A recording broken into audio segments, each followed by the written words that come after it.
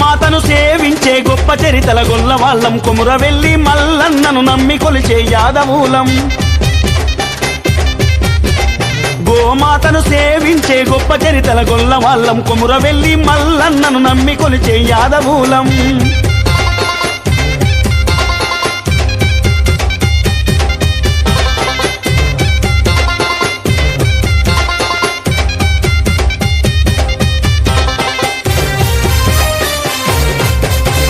తెల్లనైన పాల వంటి స్వచ్ఛమైన మనసు మాది చిక్కనైన పెరుగు వంటి చక్కనైన గుణం మాది వెన్న దొంగలు పెంచినట్టి వన్నెలున్న కులం మాది 10 మంది మంచి కోసం పరితపించే వృత్తి మాది